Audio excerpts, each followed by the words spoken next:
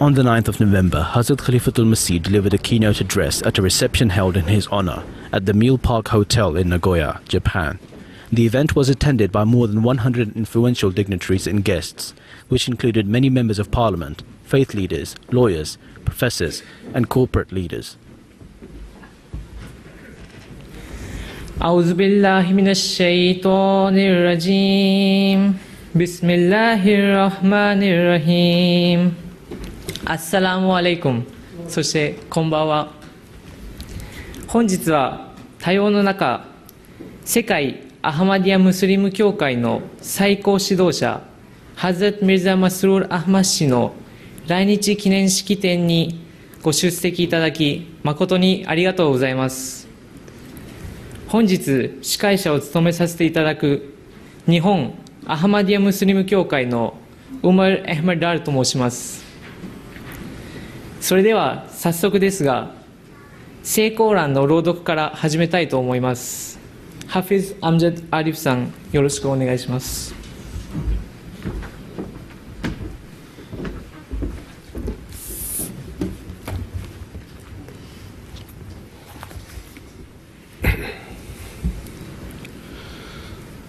أعوذ بالله من الشيطان الرجيم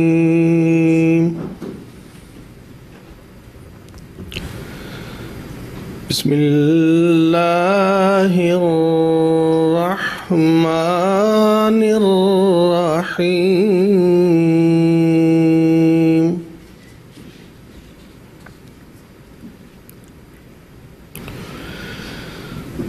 يا أيها الذين آمنوا كونوا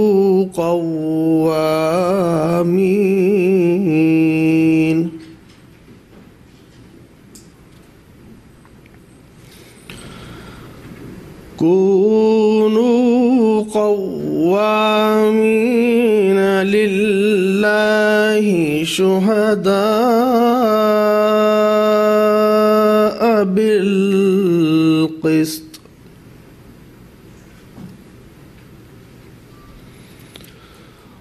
ولا يجرمنكم شنآن قوم على ألا تعدلوا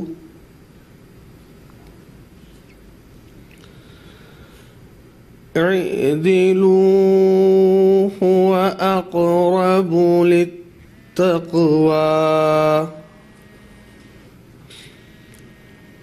واتقوا الله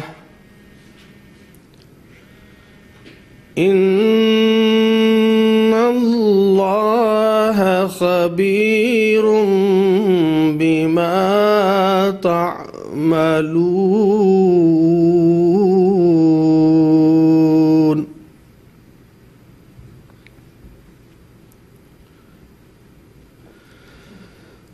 وعد الله الذين آمنوا وعملوا الصالحات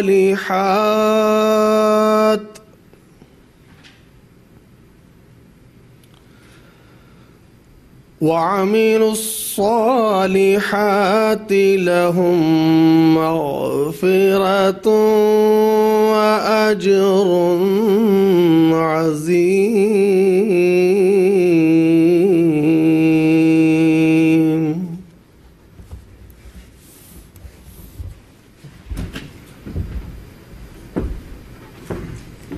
ありがとうございました。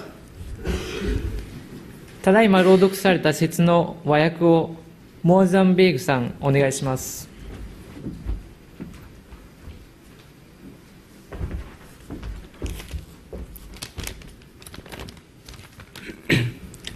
先ほどお聞きになりましたコーランの書説の和訳は次の通りです。汝ら信じたる人々よ、アッラーのために公平を遵守しながら、証人として権に不罰たれ。お前たちある民への敵意に刺激されて公正に扱い得ざるなかれ。公正に努めよ。祖は畏敬に最も近い。しかしてアッラーを恐れ敬え。現にアッラーはお前たちの所業を熟知したまう。アッラーは信じて善行を積む人々のために赦免と素晴らしき報酬があらんことを約束せり。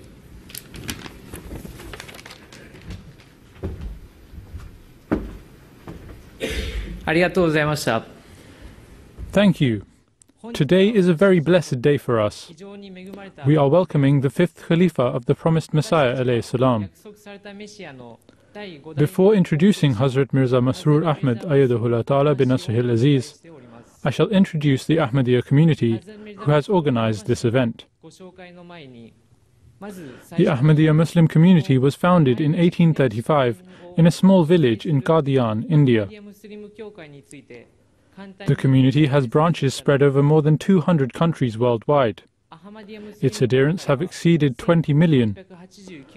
All over the world it runs 15,000 mosques, more than 500 schools, and more than 30 hospitals.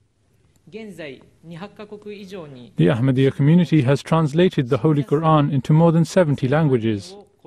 It also runs a 24-hour broadcasting satellite channel, Muslim Television Ahmadiyya, MTA International, and is presenting the true teachings of Islam, of tolerance and peace, throughout the entire world, through its various literature.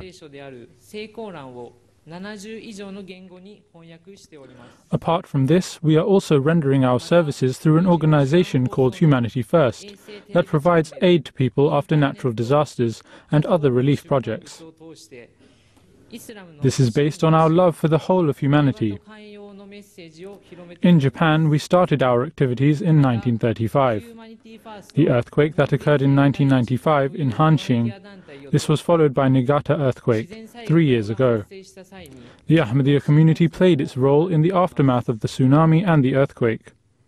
It tried to demonstrate the true picture of Islam to the people of Japan. The humanitarian aid is all done in light of the guidance given by our spiritual leader. In view of creating a peaceful society, every week in his Friday sermon and in other addresses and through other forms of media, those addresses are disseminated and are becoming a means of spreading peace. Upon the Imam's visit to Japan, we feel greatly happy to welcome him. We thank you all from the depths of our hearts. For the welcome address, we would like to invite a very respectable friend who the community has gotten to know during the tsunami relief, Mr. Yoshiaki Shaoji.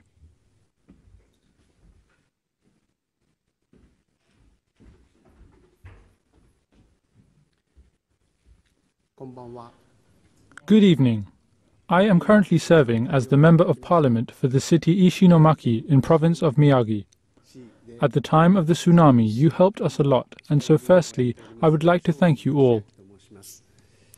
How can we get back on our feet after this disaster? In regards to this, the advice of your spiritual leader and a lot of the other aid and assistance that you, the members of the Ahmadiyya community, have offered, and therefore I am indebted for your friendship and strong bond. It had been 5 days since the tsunami, on the 16th of March, when the president of the Japanese branch of the Ahmadiyya community, Mr. Anis Ahmed Nadim, and Iyaz Najibullah came to a shelter in an elementary school. After the disaster, within 14 minutes until 3 o'clock in the afternoon, these people, the Ahmadiyya community in Japan, took the immediate initiative to help in order to help these affected areas. Therefore, they chose an area in the city of Sindei to start their humanitarian activities and then proceeded to an area that had been most severely destroyed, the city of Shinomaki. What did they do for us? They have done so much for us. For instance, Humanity First arranged the food. They arranged Pakistani dishes, curry. Curry for us is not something we eat every day, but you eat curry on a daily basis. There is a variety of curries, for instance, meat, mutton, beef and lentils of different kinds. Without proving bothersome, we continued eating these varieties. There was also a professional cook, Nasir Ahmed Bhatti. He cooked very delicious food for us. These were memorable days for us. After the disaster, aid reached us from all over the world.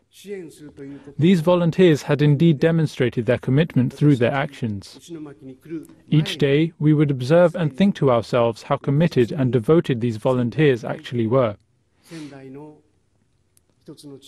Their manner was not forceful or overbearing. Instead, they dealt with us in a friendly manner with much love. The manner in which they conducted themselves, we could tell, was anything but ordinary. Here I would like to introduce you to a book. The book is called The Identity of an Ahmadi Muslim in the Global Circumstances. My elder sister Michiko had died while she was young. Michiko left behind 3 daughters. One daughter is sitting among us. Please stand up. This is my niece, and she has written this book.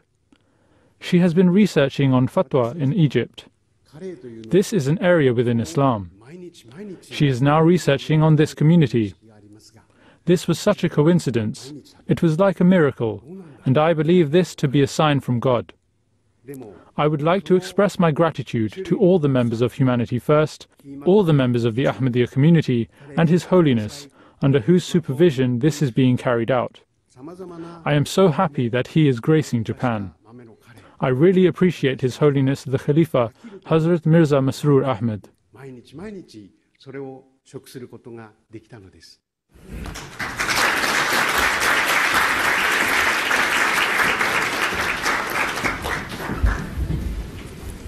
吉明庄司様、ありがとうございました。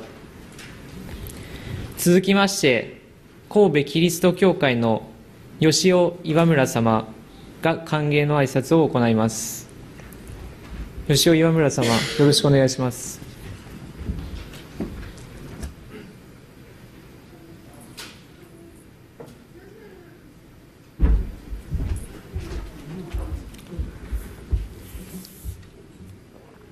I really appreciate to His Holy or Caliph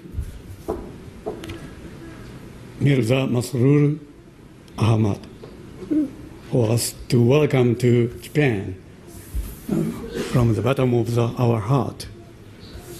And we would like to listen to your message, how to cope with the problem of human beings, especially regrettable to say, most of Japanese people forgot what we did in 18 years ago when the great earthquake occurred in Kobe. Not only Kobe earthquake, great Tohoku earthquake occurred 2.5 years ago. But in Kansai area, people forgot. They enjoyed their own economic prosperity. They lost to love neighbors and welfare to the other people. So, on the 1st of September, Representative Ahmadiyya Muslim Association, Mr. Anis, joined our trip to Tohoku to console the Buddhism, Shinto shrine, and Eastern Orthodoxy. At that time, we were touched with his modesty and religious attitude to cooperate with other monks of the religion of Buddhism. That kind of broad mind and generous attitude, I'm sure this is a key to console and solve the conflict of tribes, religion, and all of the problems on this globe. We really appreciate your visiting Japan. Thank you very much. Inshallah.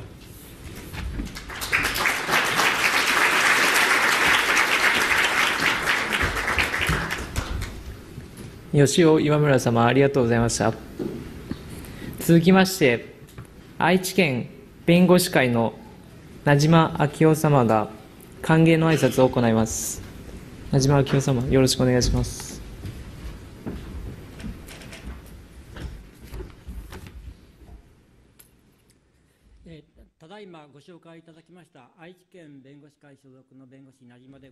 I am a lawyer and belong to the Aichi Bar Association. My name is Najima Uko. Thank you for inviting me to today's Peace Symposium. I was first introduced to the Ahmadiyya community about 20 years ago. Actually, it would be more accurate to say 25 years ago. I have helped Ahmadis legally in their asylum cases, and that was how I was first introduced to them. Firstly, I will talk about the Japanese refugees recognition system and the Ahmadiyya community, and then talk about the services they rendered afterwards at the time of the tsunami. First, I will mention something relating to the refugees. In 1981, Japan signed an agreement with regards to refugee recognition. But unfortunately, soon after this, objections were raised both inside and outside the country that Japan has a very strict policy regarding refugees. In this regard, there is something which we cannot forget. In 1951, when the contract was made in San Francisco, Sir Zafrullah Khan Sahib delivered a speech. At the time, he was the Foreign Minister of Pakistan, a very devout member of the Ahmadiyya community. He said, "We must establish peace in Japan with equality and justice, not with hatred and vengeance." In this manner, he safeguarded the Japanese stance. We must always keep in mind the spirit of Mr. Khan's speech. As far as the wider international relations are concerned, a part of which is refugee recognition, there is a need to honestly act upon this speech. You just heard the report of the beautiful services rendered by Humanity First following the tsunami. As a Japanese, I wish to express my heartfelt gratitude and thankfulness. The organization of Humanity First, which was established by the Ahmadiyya community and is run by volunteers, set off with its limited resources the day after the tsunami in order to provide relief to the affected area. They reached the affected area after making a difficult journey which lasted over 10 hours. They began their work in an elementary school located in Ishrana, in the province of Miyagi. This was a sudden calamity, hence, no doubt, the members of the community were busy in their usual work. However, following the guidance of the missionary in charge, Mr. Anis Ahmed Alim, members of the community gave precedence to efforts in providing aid over other matters. Having collected a sum of approximately 2 million yen, they all got together and worked hard day and night in order to achieve the objective of the relief efforts. They established a deep, heartfelt relation with those affected. I wish to narrate a very important incident to you. This is the story of an old lady from those who were affected. An Ahmadiyya University student narrated that when the relief helicopter reached the affected area, this old lady hid herself in order to save younger people, so that they would have the opportunity of escaping. This young man said that upon seeing this, he hid himself and cried in seclusion. I can understand the sentiments of this young man very well. It is very pleasing that in the past few years the youth of Japan have also showed their passion in devoting themselves for voluntary work. The passion of the Ahmadi youth together with the passion of the Japanese youth presents a promising future of harmony. I have presented a historic incident and mentioned some of the services of the Ahmadiyya community. In the end, with the guidance of Hazur, leaving history and traveling into the future with the spirit of love for all, hatred for none, it is my heartfelt wish and prayer that the Ahmadiyya community of Japan should also prosper in our journey towards achieving worldwide peace.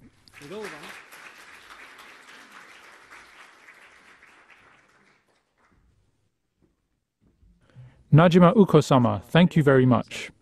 Now, I would like to invite Mr. Hudo Sho, Member of Parliament, for the welcome address.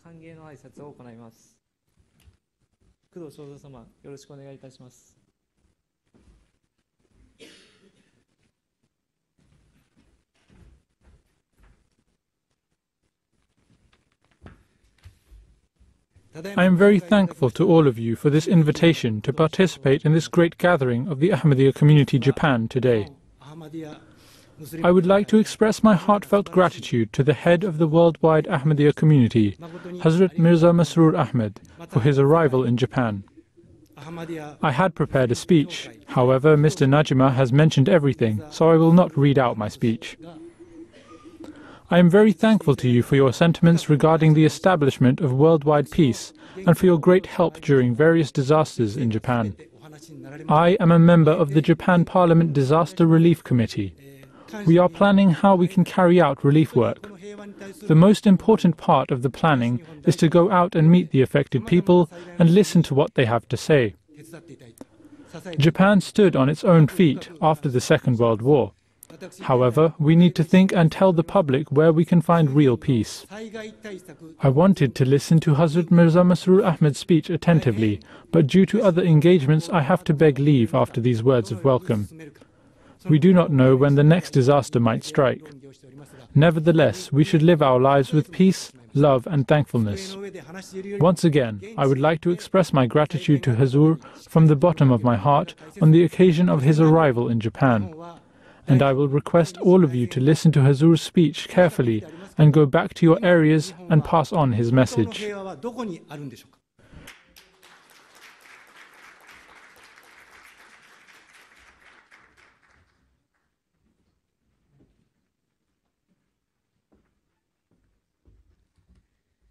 Mr. Khudo Sho, thank you. We have received a message of congratulations from the governor of the Aichi province, Mr. Umara, who could not make it here today. I welcome the head of the Ahmadiyya community upon his arrival in Japan. I am very sorry for not being able to meet you earlier today due to official business. The Ahmadiyya community in Japan undertakes many different initiatives in order to integrate with the Japanese. I have also learned that after the tsunami, your community took part in the relief work. It is my prayer that you are able to offer your services in this society in the future as well. Governor of Aichi Province, Umara Ilyaki.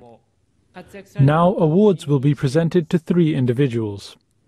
First of all, this award will be presented to the member of Aichi Bar Association, lawyer and a great supporter of the Ahmadiyya community, Mr. Najima.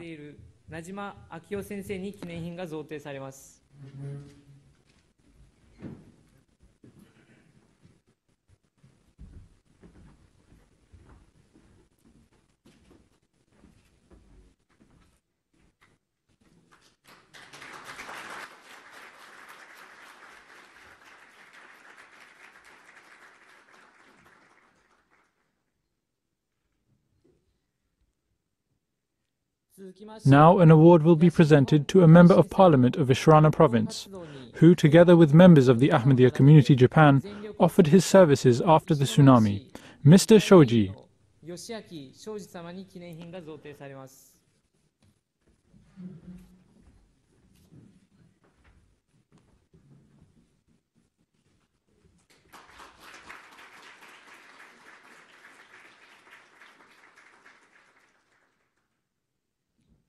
Now an award will be presented to Japan's first Ahmadi Muslim to have completed the revision of the translation of the Holy Quran, which he himself started 30 years ago, despite having reached the age of 82, Mr. Muhammad Owais Goesh.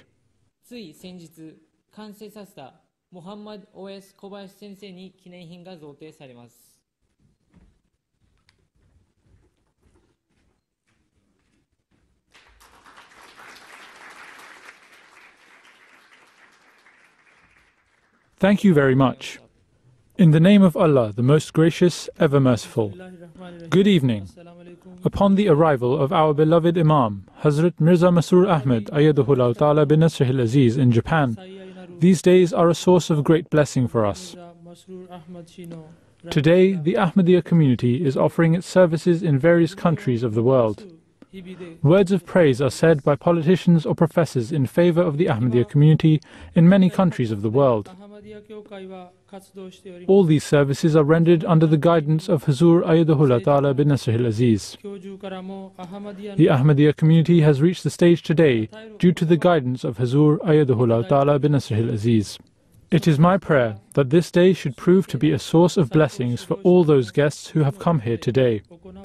And it would be a source of great pleasure for us if the teaching of true peace may reach you.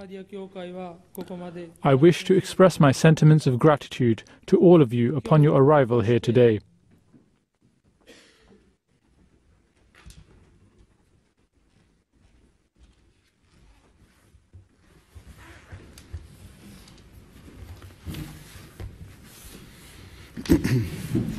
Bismillahirrahmanirrahim. In the name of Allah, the Gracious, Ever Merciful. All the distinguished guests, Assalamu alaikum wa rahmatullahi wa barakatuhu. Peace and blessing of Allah be upon you all. First of all, I would like to take this opportunity to thank all of the guests for accepting our invitation to this evening's reception. The Ahmadiyya Muslim community in Japan is very small, and the majority of our members who live here are either Pakistani or of Pakistani origin or from other non-Japanese backgrounds. Yet, despite this, you are attending our function. And so, certainly, this proves your open-heartedness and kindness. This gesture is even more praiseworthy given that you have come to attend an event hosted by a Muslim sect at a time when a great fear and mistrust of Islam has developed in much of the world. And so, bearing all of this in mind, it is essential I offer my gratitude to all of you. In a society, it is very normal to say thank you, or to express appreciation as a courtesy to others. However, those people who follow the true teachings of Islam do not express gratitude out of any formality, but do so because our Master, the Holy Prophet Muhammad, peace and blessing of Allah be upon him, taught that a person who does not express thanks to his fellow being is also ungrateful to God Almighty. Thus, to offer thanks is an essential part of faith for any true Muslim. Islam's true teachings are so complete and beautiful that at every level they guide believers towards an enlightened path lit up with love, affection, and brotherhood. However, regretfully, there is a large group of Muslims who have forgotten these teachings and are now involved in entirely wrong acts.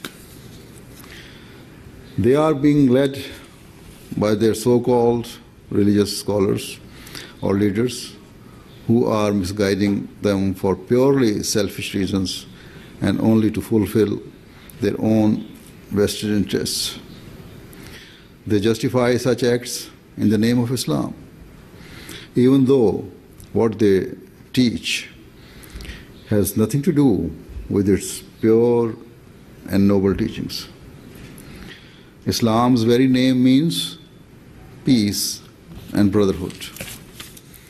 The Arabic word from which the word Islam derives means to spread peace and security and to spread compassion and love. These teachings form the reality of Islam. Furthermore, Allah the Almighty commands Muslims to not only adopt these attributes themselves, but also to spread peace, love, and affection throughout the world. Allah has emphasized such compassionate teachings to such an extent that He has commanded that a Muslim should not exhibit any form of injustice, even against his most ardent enemy.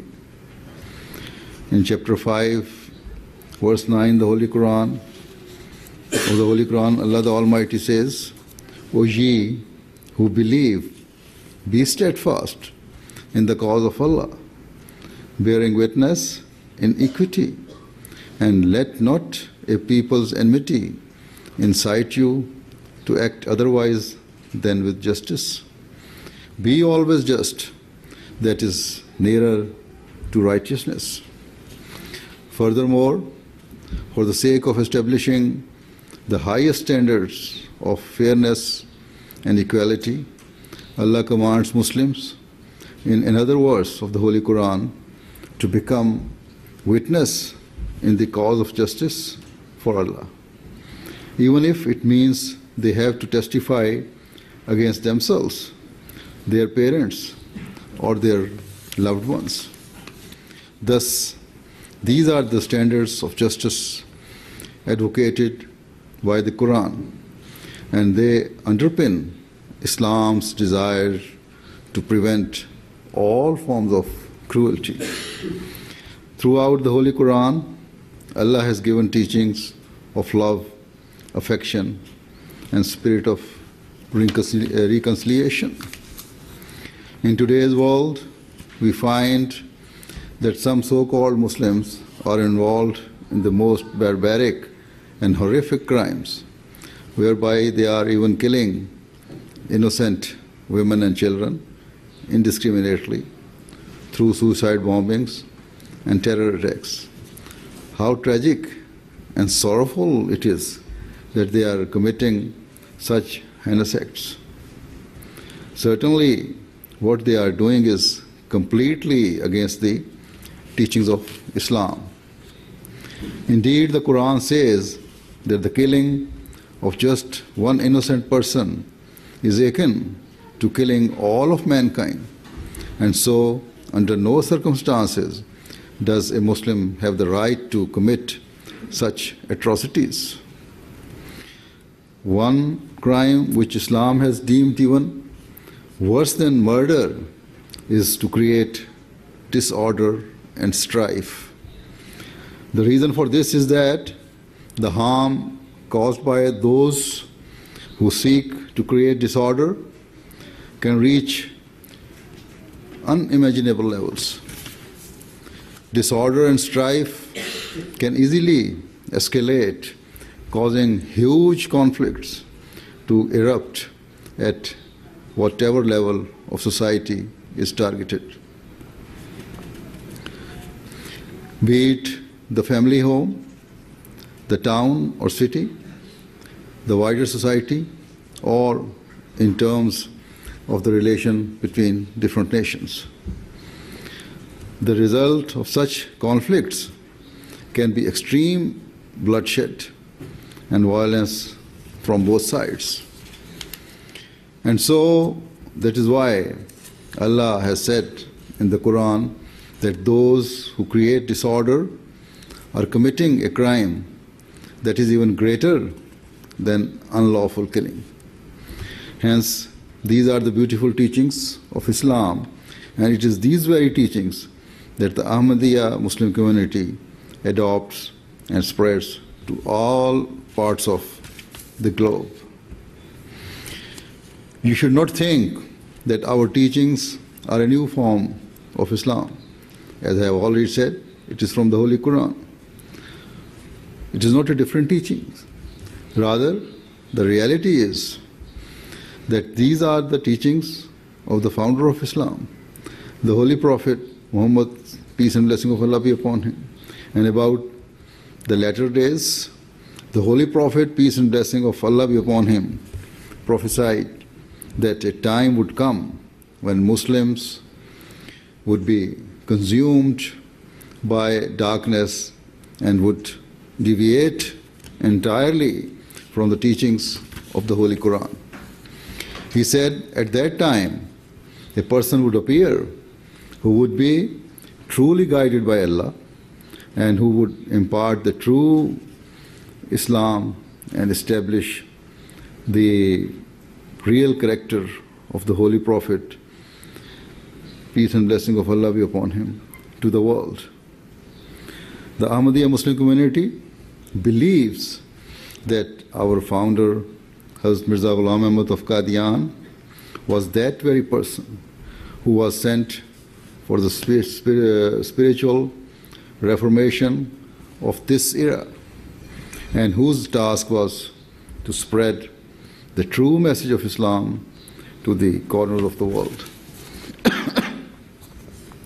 It is to fulfill these objectives that we, Ahmadi Muslims, translate the Holy Quran into various languages of the world, build mosques, establish mission houses, and preach our message wherever and whenever we can.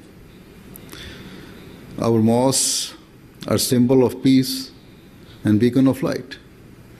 Normally, those who do not know the real Muslims, sometimes they are afraid of mosques. But remember that the mosques are beacon of light that illuminate their surroundings. And so, in our mosques, apart from the worship of God, the rights of God's creation are fulfilled, and schemes are developed to serve humanity and those in need. Thus, our mosques are not built to cause any pain to mankind, but on the contrary, are built for the sake of protecting and loving all people. If we look back at the very early history of Islam, we see that during the first 13 years of his prophethood, the Holy Prophet Muhammad, peace be and blessing of Allah be upon him, and his followers were subjected to the most brutal persecution at the hands of the disbelievers of Mecca. As a result of the sustained opposition, the Holy Prophet ﷺ was eventually forced to migrate to the city of Medina.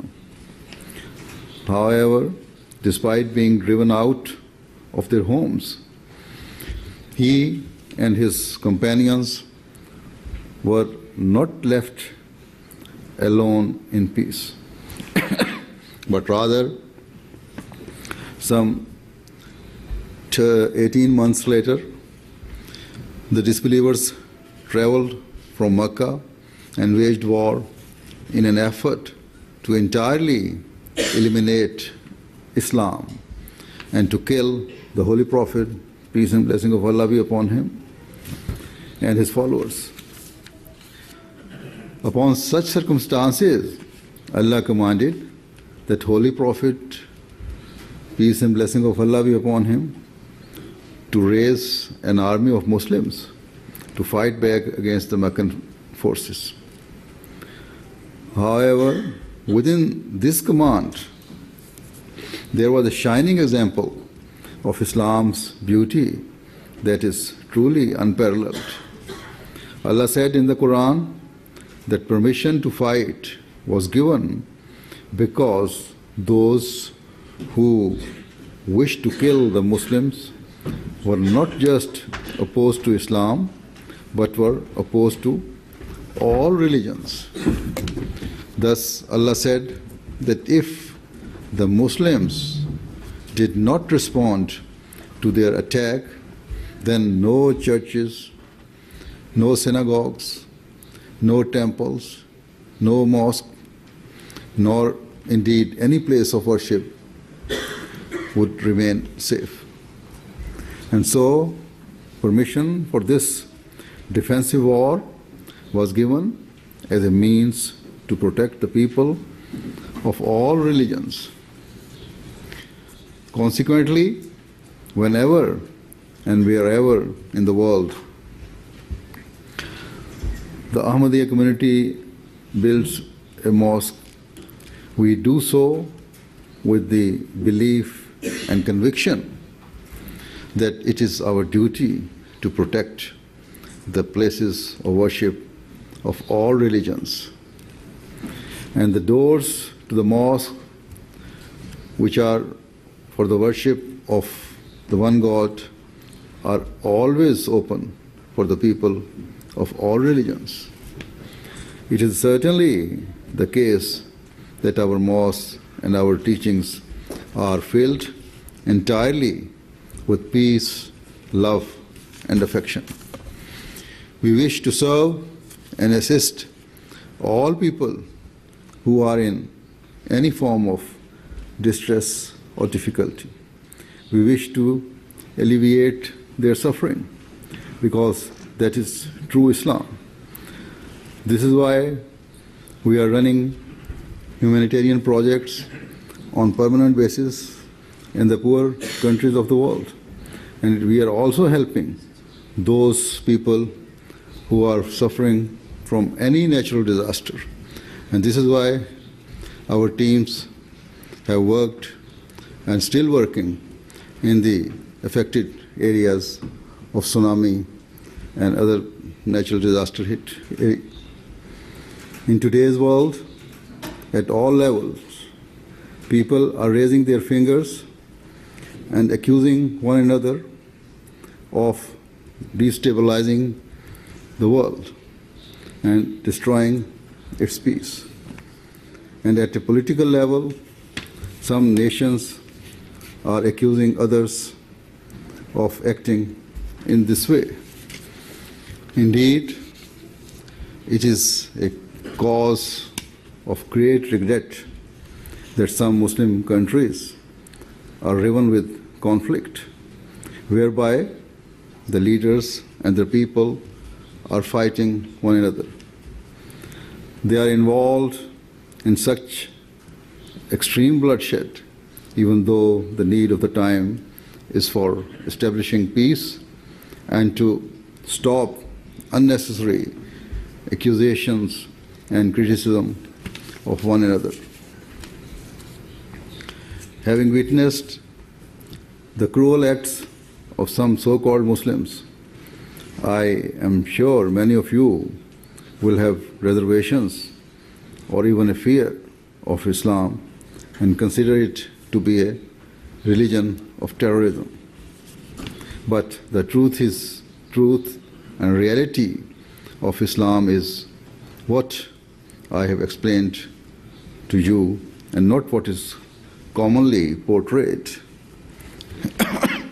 Islam is not an extremist or harsh religion, though it cannot be denied that evil and utterly wrong practices have developed amongst certain so-called Muslims. What they profess and how they act are completely wrong, yet to deem the religion as barbaric is surely unjust. Thus, where it is said that Islam is a religion of terrorism and extremism, it can only cause great pain and distress to Ahmadis and other Muslims who seek to follow the true teachings of the religion. Therefore, people should not unjustly injure the feelings of innocent Muslims by calling Islam an evil or cruel religion when nothing could be further from the truth.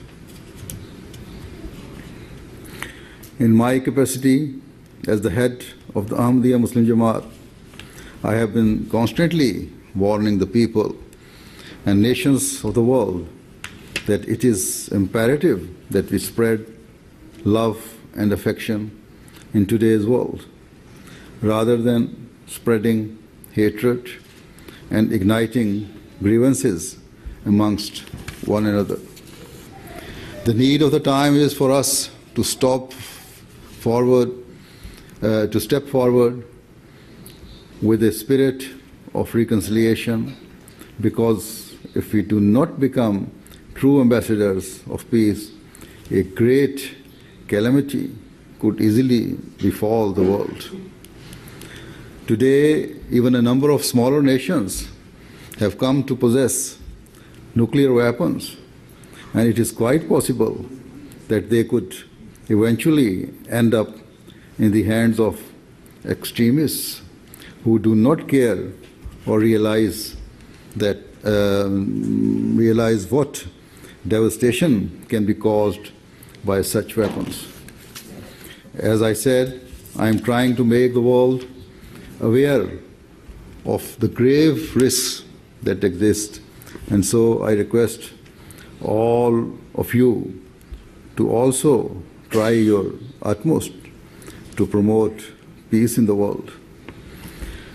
We should make all parties aware that rather than treading a path of cruelty and severity, and rather than looking at each other through a lens of hatred, we should all look at one another through a lens of love and peace.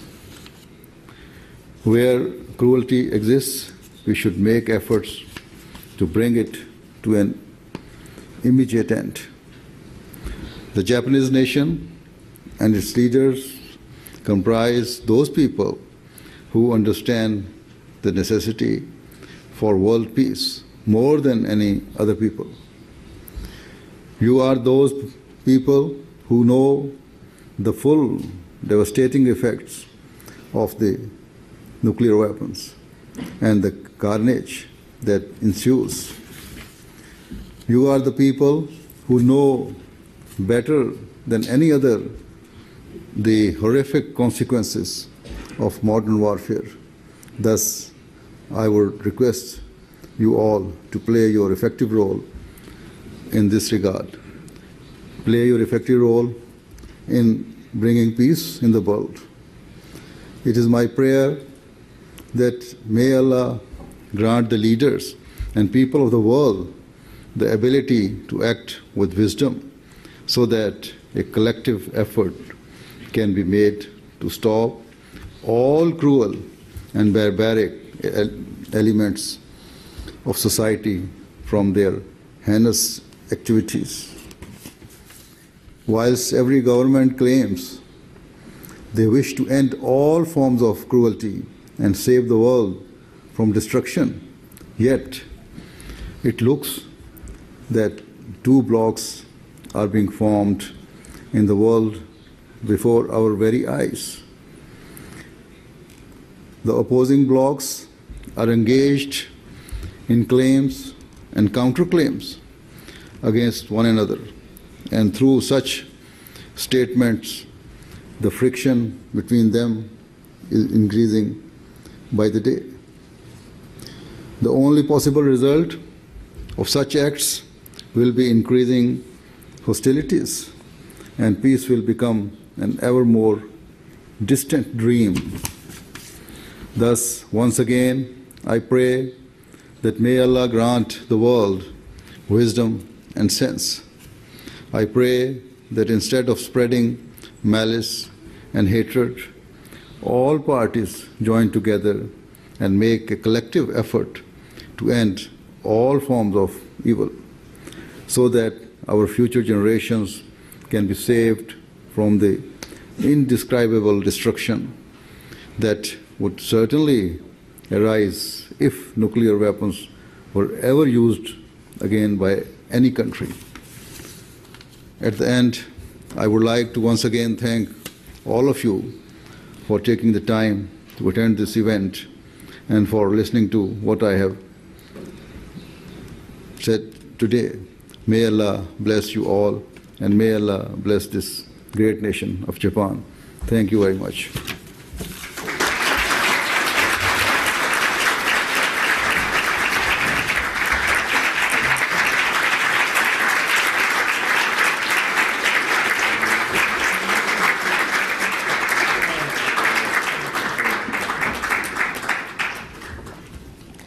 最後になりますが、ハズールからドアをお願いしたいと思います。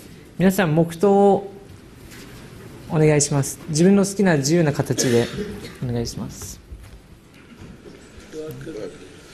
ドア。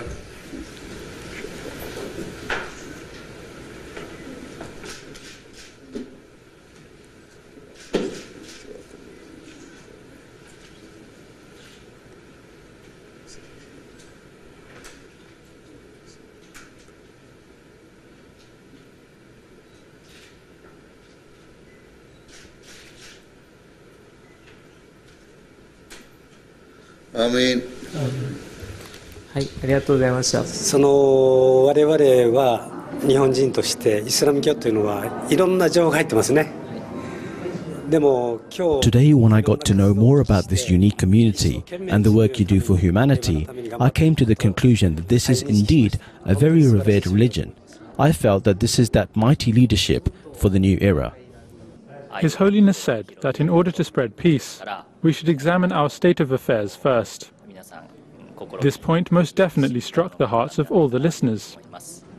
Today, when I heard His Holiness speak, regardless of the difference in speech, I got this impression that he is a very tender-hearted and enthusiastic person, and his knowledge encompasses various languages, cultures, and history. This is what I noticed. His message is almost always of peace. But this time, when various incidents of the Holy Prophet were narrated, I thought that you Ahmadis must belong to the same category of people who did Hijrat. Ahmadis span all over the world and help different people, and they meet non-Muslims like us, sharing the message of peace. I was very surprised at first when I saw you because of your unity. I was amazed at this because this cannot be found in other Muslims. His Holiness's speech was amazing and it was brimming with faith and conviction. If this speech was not delivered with this context, it would not have struck the hearts.